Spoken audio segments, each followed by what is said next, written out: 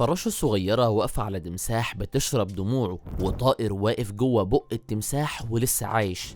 ده مش جزء من فيلم خيالي، ده واقع طبيعي في عالم الحيوانات. ده بالظبط اللي شافه عالم البيئة كارلوس دي لا روزا في جولة بالقارب في نهر كوستاريكا.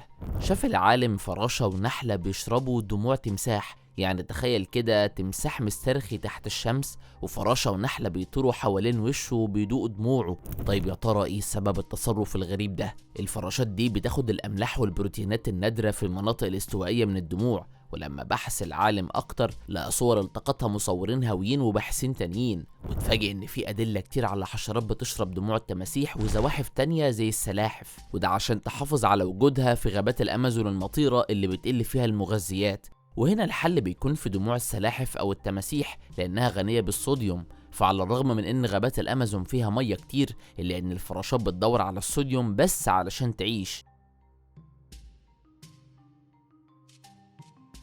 تفتكروا انكم عارفين كل حاجة عن الفراشات؟ اجهزوا علشان تعرفوا معلومات غريبة ومثيرة عن الفراشات هتخليكم تشوفوها بعين تانية. الفراشة كائن غريب وعجيب، عندها 17 ألف عين و4 جناحات، وفي حوالي 20 ألف نوع منها حوالين العالم. وجودها مرتبط بالسعادة والفرح. أول حاجة لازم تنساها عن الفراشات إن عندها جناحين بس، لا دي عندها 4 جناحات، 2 قدام و2 ورا، ولما بتطير جناحاتها بتتحرك بسرعة كبيرة جدا لدرجة ان عينينا ما بتلاحظش غير 2 بس. والالوان الجميلة اللي بتشوفها على جناحاتها مش حقيقية 100%. في انواع جناحاتها شفافة واحنا بنشوفها ملونة بسبب طبقات شمعية بتعكس الضوء حواليها. وكمان العيون عندها مش عادية، كل عين فيها 17 عدسة صغيرة جنب بعض، وده بيخليها تشوف كل الاتجاهات فوق وتحت وورا كأن عينها كاميرا 360 درجة. العيون دي كمان بتخليها تشوف ألوان احنا كبشر مش قادرين نلاحظها، وحتى الأشعة فوق البنفسجية، وده بيخليها تعرف تلاقي الزهور اللي فيها لقاح وتتواصل مع الفراشات التانية. الفراشات بتحب الصيف والحرارة وما بتعرفش تعيش أو تطير في البرد. الشمس هي مصدر الطاقة اللي بيشغل جناحاتها، وما عندهاش سنان زي البشر، عندها خرطوم بيمتص الرحيق من الورود، وبعضها بيتغذى على حاجات غريبة زي فضلات الطيور أو دموع الحيوانات أو حتى جثثها علشان الصوديوم اللي محتاجاه. وكمان ما عندهاش لسان لكنها بتدوه الأكل برجليها اللي فيها مستشعرات.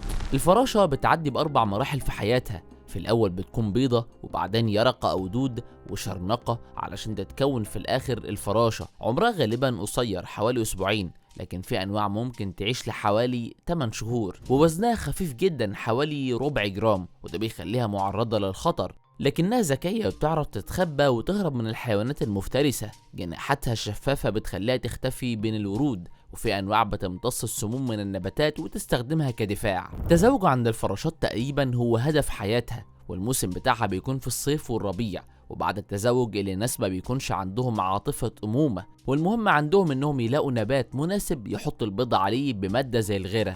الفراشات كمان مهمة جدا للنظام البيئي، لان في انواع بتتغذى على المخلفات، ووجودها حوالينا معناه ان البيئة صحية. وكمان شكلها الجميل له تأثير نفسي على الانسان، بيخلي مزاجه احسن ويريح النفسية من الحزن والاكتئاب.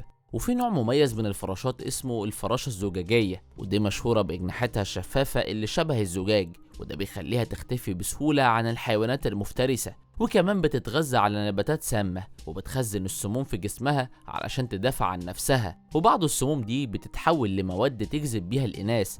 الفراشة دي كمان معروفة بهجراتها الطويلة وقدرتها على التكيف والتمويه في بيئات مختلفة. الفراشات ممكن ما تبانش ككائنات قوية أو دائمة، لكن الحقيقة إنها قادرة تهاجر لمسافات طويلة بشكل مذهل، زي فراشة الملك اللي بتعمل واحدة من أطول رحلات الهجرة في عالم الحيوانات، وبتسافر لمسافة حوالي 5000 كيلومتر من كندا لحد المكسيك علشان تقضي الشتاء. عجائب الحيوانات ما بتخلصش هنا، في تصرفات أغرب هتخليك مندهش، زي مثلا طائر القطاط المصري اللي بيعتبر واحد من أكتر الطيور اللي بتعيش في عالم الحيوانات.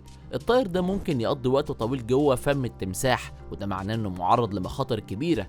بس السؤال هنا، ليه التمساح ما بياكلوش؟ الطائر ده واحد من اجمل الطيور، واسهل حاجه تعرفها بيه هي شكله. طول جسمه بيبقى حوالي 19 ل 21 سنتيمتر. الطائر ده بيعتبر من اكل اللحوم، وبيتغذى على الحشرات زي الديدان واليرقات والذباب الصغير وبعض بيض الاسماك.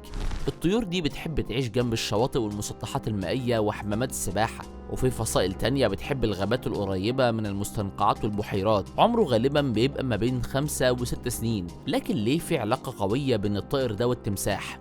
ممكن تكون شفت التمساح قبل كده وهو طالع من المية وبقه مفتوحة على الآخر والطائر واقف جوه بقه. الطائر ده بيستخدم منقاره الصغير علشان ياكل بقايا اللحوم والطعام اللي بين أسنان التمساح، بالظبط زي ما بنستخدم فرشة الأسنان بعد الأكل.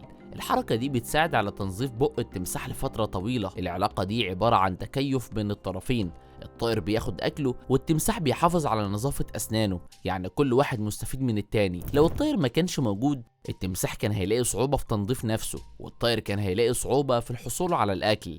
وبالمناسبة ده مش بس بيحصل مع التماسيح، ده كمان بيحصل مع فرس النهر. الطيور بتاكل بقايا الأسماك الملتصقة على جسمه، وكمان بتخلصه من الحشرات المزعجة اللي هو مش قادر يتخلص منها. العملية دي بقى بتوضح التكيف والتعاون بين الحيوانات، وبتأكد إن الحياة البرية مش كلها عنف وشراسة، في كمان علاقات صداقة وتعاون بين مختلف الفصائل. وبكده عجائب الحيوانات ما بتنتهيش، من فراشة صغيرة بتشرب دموع التمساح لطائر بينظف أسنانه. وهنا بنتأكد إن الطبيعة مليانة أسرار عجيبة هتبهرنا. كل حيوان مهما كان صغير أو كبير عنده طريقته الخاصة في البقاء والتكيف، وده اللي بيخلي عالم الحيوان ساحر ومليان مفاجآت.